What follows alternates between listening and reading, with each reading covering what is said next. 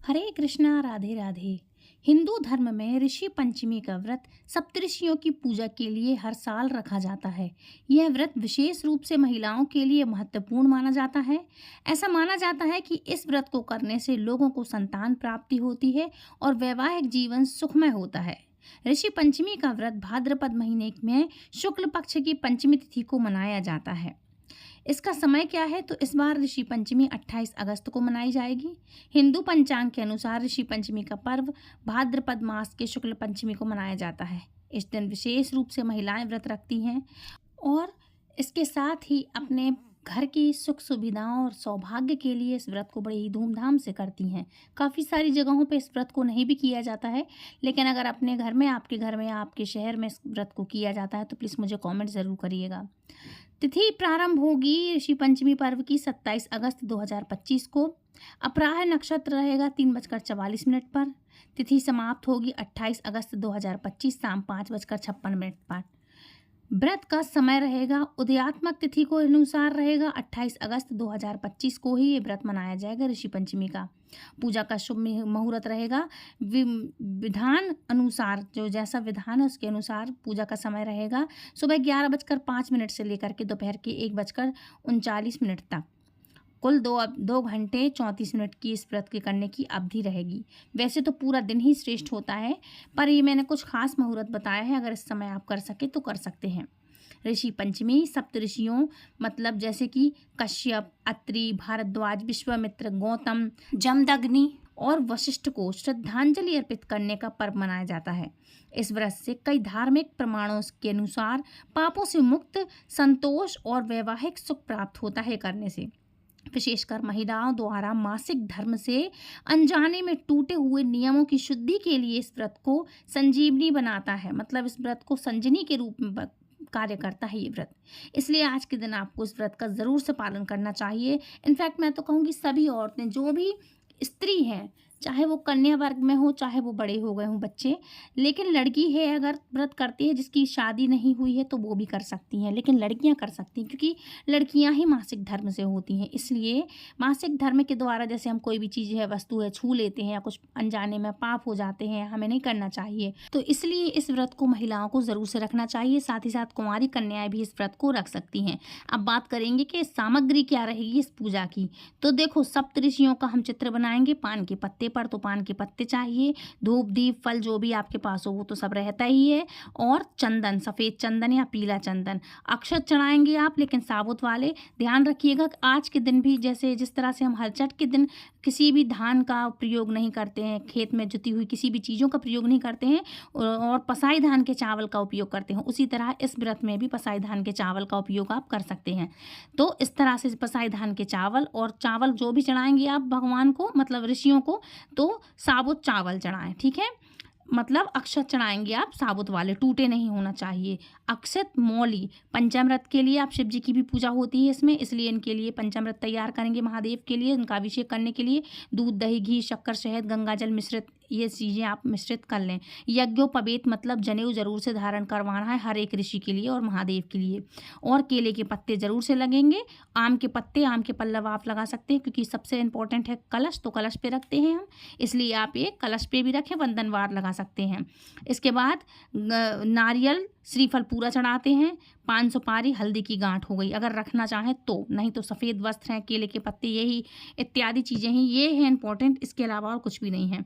और इसके साथ जो भी मेवा मिष्ठान होता है, ये जो मेवा की बात करें हम, जो मेवा है, छुआरा है, काजू, किशमिश, बादाम, खारक, इलायची, बड़ी इलायची, जो भी चीज़ें हैं, ये सब चीज़ें आपके लिए काट के, ऋषियों के जो हम पान के पत्ते बनाएंगे ना, जो जिस पे ऋषियों को बनाएंगे, उस पे उन पसाई धान के चावल की एक तो हम खीर बना लेंगे, नहीं तो सूखे चावल बना लेंगे, और उसी पे सारा मेवा रखेंगे उनके लिए चढ़ाने के लिए, है ना। इसको हम मेवा को चढ़ाते हैं, बाद में हम लड़कों को इस प्रसाद रूप में इसको देते हैं। लड़कों को दे दें, किसी मंदिर में दे दें, किसी को भी दे सकते हैं यहाँ पर प्रसाद। लड़के खाते हैं, लड़कियाँ नहीं खाती हैं, इसलिए। और आप ग्रहण कर सकते हैं और पेरेंट्स ग्रहण कर सकते हैं, ठीक है। तो ये करें। अच्छा, इसमें संपूर्ण जानकारी की तो मैंने आपको दे दी है, लेकिन इसमें कुछ और चीज़ें हैं, जैसे कि लटजीरा की दातुन। हमको सुबह से उठ के पहले नंबर लटजीरा की दातुन करना होती है। तो आपके लिए 108 दातुन करनी होती हैं। मार्केट में जाइएगा, आपको छोटी छोटी कहीं पे भी मिल जाएंगी, या फिर आपके यहाँ कहीं पे भी लगा हो ये पेड़ पौधा, तो आप निकाल करके 108 दातुन इसकी ज़रूर से करिएगा। और फिर 7 दातुन अलग रखिएगा, क्योंकि सप्तऋषियों को ये चढ़ाना होती है पान के साथ अलग से। ठीक है, तो ये इतनी चीज़ें हैं जो कि आपके काम आ जाएंगी। तो इस तरह से आपकी पूजा सामग्री संपूर्ण हो गई। ठीक है, अब बात करेंगे ऋषि पंचमी की व्रत कथा के बारे में। तो एक बार सुताश्वर ने ब्रह्मा जी से कहा, हे पितामह, कृपया करके मुझे नारी जाति के उद्धार एवं सर्व सुखों को देने वाला कोई उपाय समझाइए।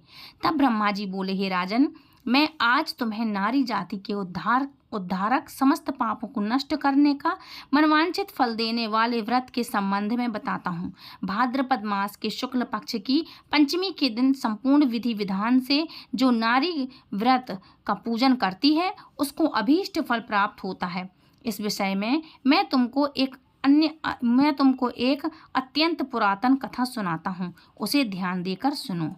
विदर्भ देश में एक अत्यंत सदाचारी धर्मध्वज उन्तक नाम का ब्राह्मण रहता था। उसकी स्त्री अत्यंत पतिव्रता, सुशील एवं दानी स्वभाव की थी तथा उसका नाम भी सुशीला था। उससे एक पुत्र एवं एक पुत्री पैदा हुए थे। पुत्री का नाम सुविभूषण था। उसने चारों वेदों का सांगोपांग अध्ययन किया था। कन्या का समय अनुसार अच्छे कुल में संबंध कर दिया गया था, किंतु दुर्भाग्य की वह कन्या विधवा हो गई। वह अपने सतीत्व के रक्षार्थ अपने पिता के घर में रहने लगी। वह ब्राह्मण सपरिवार गंगा तट पर रहता था। गंगा तट पर कुटी बनाकर ब्राह्मण बालकों को विद्या अध्ययन कराते थे। वो एक दिवस माता पिता की सेवा करके वह कन्या शिलाखंड पर शयन कर गई। रात भर में उसके सारे शरीर में कीड़े पड़ गए। सुबह जब ब्राह्मण के कुछ शिष्यों ने उस कन्या को देखा तो इस दशा में देखकर तो उसकी माता सुशीला को सूचित किया कि माता चलकर गुरुपुत्री को देखिए। गुरुपत्नी ने जाकर उसे देखा। देखते ही सशंकित होकर के विलाप करने लगी तथा पुत्री को उठाकर ब्राह्मण के पास लाई। ब्राह्मण भी पुत्री की दशा देखकर अति विस्मित हो दुखी हुए। तब ब्रह्माणी ने हाथ जोड़कर कहा, महाराज, मेरी पुत्री के शरीर में कीड़े पड़ जाने का क्या कारण है? तब ब्राह्मण ने ध्यान करके कहा, हे सुप्रिय, इस कन्या का अब मैं 7 जन्म पूर्व का हाल बताता हूँ, सो सुनो। उस समय यह ब्राह्मणी थी। तब रजस्वला होते हुए भी घर की तमाम बर्तन भोजन सामग्री छू लिया करती थी। ऋषि पंचमी व्रत को भी अपमानजनक दृष्टि से देखा इसने।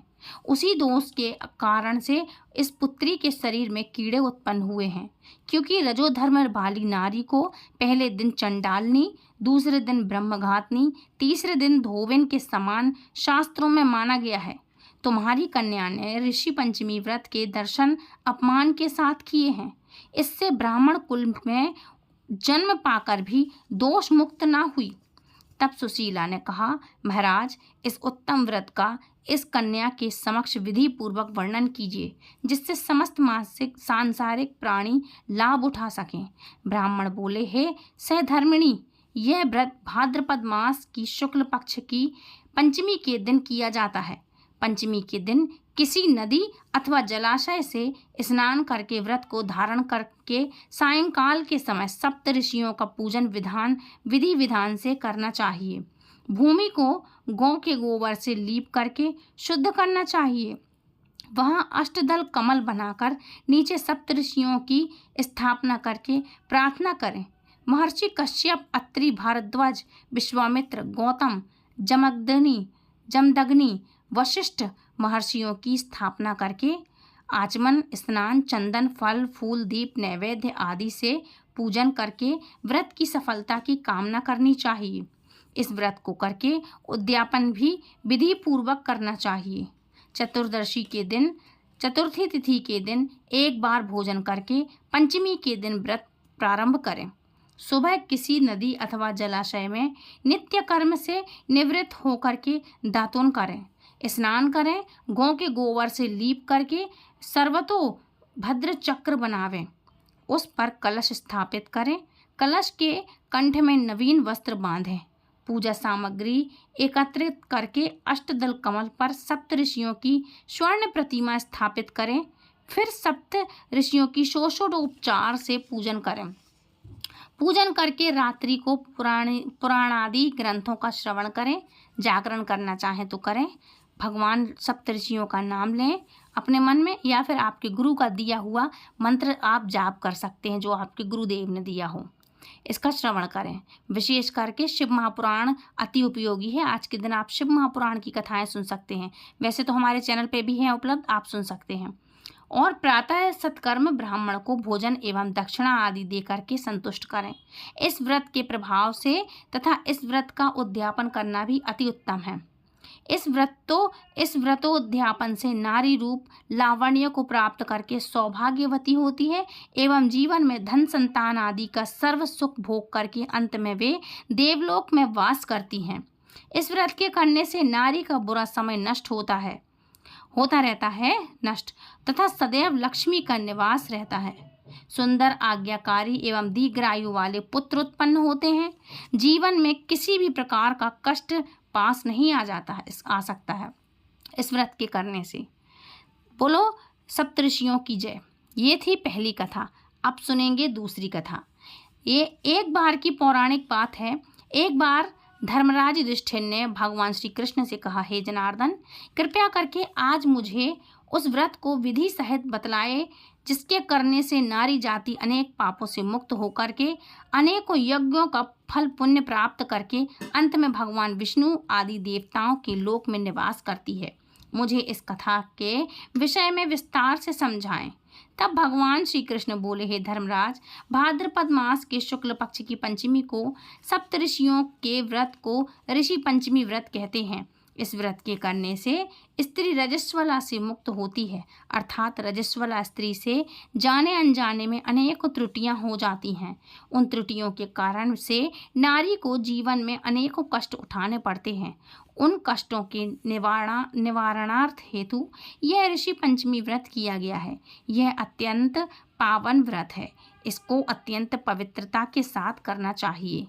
इस व्रत के करने में किसी भी प्रकार की त्रुटि नहीं होनी चाहिए, क्योंकि जब देवराज इंद्र ने वृत्तासुर राक्षस को मारा था तब उन्हें ब्रह्म हत्या का पाप लगा था। उस समय ब्रह्म हत्या के 4 भाग करके, एक भाग स्त्री के रज में, दूसरा नदी के फेन में, तीसरा पर्वतों में, चौथा भाग अग्नि की प्रथम ज्वाला में विभक्त किया था, जिससे हर वर्ण जाति की नारी को रजस्वला होने पर पहले दिन चंडालनी, दूसरे दिन ब्रह्मघातनी, तीसरे दिन धोविन के समान दोषी माना जाता है। इससे उन दिनों में किसी भी वस्तु का छूना मना है। छूने से वह वस्तु अपवित्र होकर के दूषित होती है। इसलिए ऋषि पंचमी व्रत करने से वह दोष मुक्त होकर नारी मोक्ष को प्राप्त होती है तथा पवित्र हो जाती है। हे राजन, विदर्भ देश में एक शयनजित नाम का अत्यंत प्रतापी, यशस्वी तथा न्यायप्रिय राजा था। उसी राज्य में एक सुमित्र नाम का विद्वान ब्राह्मण था। उसकी पत्नी, जिसका नाम जयश्री था, ऋषि कार्य में अचानक रजस्वला धर्म को प्राप्त हो गई वह, और समय अनुसार भोजन आदि प्रत्येक वस्तु छूती रही। इस प्रकार समय पूरा होने पर दोनों ही पति पत्नी की मृत्यु हो गई। मरने के बाद पुनर्जन्म में ब्राह्मणी को कुतिया का जन्म मिला तथा ब्राह्मण को बैल का जन्म मिला तथा अपने तप के प्रभाव से दोनों को अपने पूर्व जन्म की पूरी बातों का स्मरण था। वह दोनों अपने ही पुत्र के घर पे पल रहे थे। एक दिन श्राद्ध पक्ष में ब्राह्मण पुत्र ने अपने पिता की श्राद्ध तिथि के दिन विधि पूर्वक ब्राह्मण को भोजन कराने के लिए निमंत्रण दिया। अपनी पत्नी को अत्यधिक स्वादिष्ट पकवान बनाने की उसने आज्ञा दी। इधर ब्राह्मण पुत्र वधू ने विविध पकवान, खीर आदि भोजन बनाकर तैयार किए। दुर्भाग्य से उस खीर में एक सर्प ने विष उगल दिया। यह हाल ब्राह्मणी जो थी पिछले जन्म में, वो कुतिया की योनि में थी, वो सब देख रही थी। उसने सोचा कि यदि ब्राह्मण यह भोजन करेंगे तो वह समाप्त हो जाएंगे। इससे मेरे पुत्र को ब्रह्म हत्याओं का भारी पाप भोगना पड़ेगा। इस कारण से सोच करके अपनी पुत्र वधू की दृष्टि बचाकर उस कुतिया ने खीर को जूठा कर दिया। तब बहू ने उस कुतिया को कठोर कोठरी में बंद कर दिया और उसको इतना मारा कि उसकी कमर तोड़ दी तथा खीर फेंक कर दोबारा दूसरी खीर बना ली। फिर श्राद्ध करके ब्राह्मणों को भोजन करवाया। रात को कुतिया ने अपने पूर्व पति बैल को जाकर जो भी दिन में उसके साथ बीती थी वह सब उसने बातें उस बैल को बता दी। तब वह बैल बोला, हे प्रिय, क्या बात हुई कि किस कारण लाठी मारकर तुम्हारी कमर तोड़ दी? वह सारी कथा मुझे विस्तार से बताओ। तब उस कुतिया ने बैल को वह सब बताया कि किस प्रकार तथा किस कारण से उसकी पुत्र वधू ने लाठी मारकर उसकी कमर तोड़ दी थी। वह अपना संपूर्ण समाचार सुनाकर कहने लगी, स्वामी, हमारा इस योनि में कैसे छुटकारा होगा? हमको किस अकर्म के कारण यह सभी दुख भोगने पड़ रहे हैं? ब्राह्मण पुत्र वहीं पर छुपा सब कुछ सुन रहा था। उन दोनों को उसके वहाँ होने का कुछ भी भान न था। तब वह बैल बोला, हे प्रिय, तुम्हारे ही दूषित कर्म के एवं पापों को भोगते हुए आज मुझे बैल होना पड़ा है। यह कहकर उसने अपने पूर्व जन्म की वह संपूर्ण कथा बताई। जब वह रजस्वला के समय भोजन आदि सभी समान छूती रहती थी, उसी पाप के कारण तुमको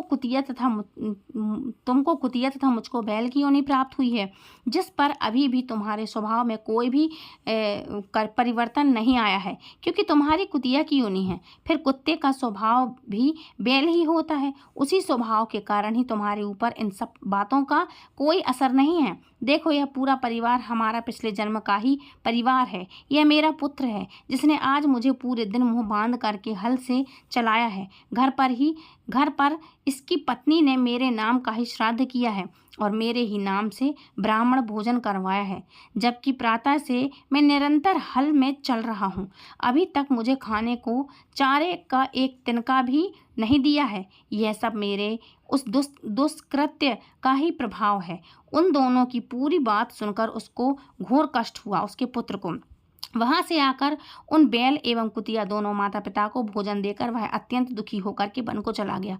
भटकते भटकते वह वहां एक ऋषि के आश्रम पे पहुंचा। वहां उसने कुछ समय बिताया और एक दिन सुअवसर जान करके ऋषियों से पूछा, हे दयालु, मेरे माता पिता कुतिया तथा बैल की योनि भोग रहे हैं। वह इस योनि से किस प्रकार मुक्त हो सकेंगे? कृपया करके मुझे कोई उपाय बतावें जिससे कि मेरे माता पिता को मोक्ष मिले। तथा ऋषि बोले, पुत्र, तुमको यह सब कैसे ज्ञात हुआ? तब उस ब्राह्मण पुत्र ने ऋषि को वह सारी कथा जो बैल रूप में अपने पिता के द्वारा सुनी थी बताई। यह भी बताया कि इस योनि को भोगने में मेरी माताजी अधिक दोषी हैं। उनके पिछले जन्म के आपराधिक दुष्कर्म के कारण ही पिताजी को बैल योनि में रहना पड़ा है और बैल योनि भोगनी पड़ रही है, तथा अब वह दोनों ही मेरे घर पर हैं। हे ऋषिवर, कृपया करके कोई ऐसा उपाय बतलाइए जिससे मेरे माता पिता की यह योनि छूट जाए तथा उसके संपूर्ण दोष नष्ट हो जाएं। ऋषि बोले, पुत्र, तुम धन्य हो। इस संसार में ऐसे पुत्र कम ही पाए जाते हैं जो अपने माता पिता के सुख चैन के विषय में सोचते हैं। उन्हें तो अपने तथा अपनी पत्नी व संतान की चिंता रहती है। तुमने अपने माता पिता की मृत आत्मा की मुक्ति हेतु सोचकर इसको आह्लादित किया है। हे पुत्र, सुनो, पूर्व जन्म में तुम्हारे माता पिता ऋषि मुनियों की निरंतर सेवा में रहा करते थे। तुम्हारी माता जब रजोधर्म से थी तब वह ऋषि की सेवा कार्य करती रहती थी। उस समय उनके द्वारा छू जाने वाली वस्तु दूषित हो गई। इस प्रकार ऋषियों पर प्रभाव पड़ा। तब उसको ऋषियों ने गुप्त रूप से श्राप दिया। उसी से तुम्हारे पिता ने बैल तथा माता ने कुतिया का जन्म पाया है। अब उसके मोक्षार्थ तुम घर जाकर भाद्रपद मास के शुक्ल पक्ष की पंचमी को ऋषि पंचमी का व्रत करो तथा दोनों ही पति पत्नी उस व्रत का फल माता पिता के हित में संकल्प कर दो। तब वे इस पशु योनि से मुक्त हो जाएंगे तथा स्वर्ग में आनंद करेंगे। तब इस व्रत तथा पुण्य कार्य से तुम्हारे माता पिता के आशीर्वाद से तुम भी कृतकृत्य होगे, तुम्हारा कार्य भी निष्फल होगा। अतः तुम यह कार्य दोनों प्राणी मिलकर के कर श्रद्धा पूर्वक विधि विधान से करो। ऋषियों की बात सुनकर ब्राह्मण पुत्र अपने घर आया तथा पत्नी को संपूर्ण समाचार बतलाया। पत्नी की सहमति से दोनों ने उस व्रत को भाद्रपद मास की शुक्ल पक्ष की पष्टीय पंचमी को अत्यंत श्रद्धा भाव से विधि पूर्वक किया तथा पंडित जी को बुला करके उस व्रत के फल का संकल्प अपने माता पिता के लिए किया, जिसके प्रभाव से वह दोनों ही अपनी पशु योनि से मुक्त होकर के हुए तथा विमान द्वारा देवलोक को प्रस्थान कर गए।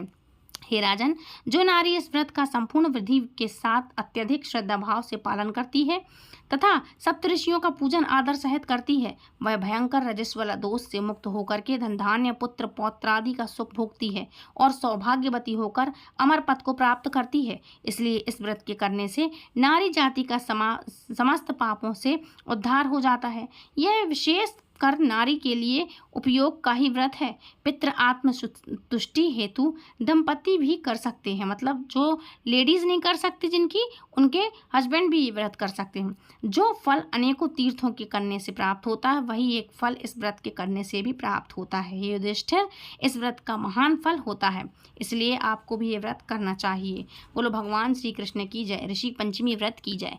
तो फ्रेंड्स, ये थी आज की कथा। आई होप आज का वीडियो आपको पसंद आया होगा। यदि वीडियो पसंद आया तो प्लीज़ वीडियो को लाइक शेयर कमेंट करें, चैनल सब्सक्राइब करें।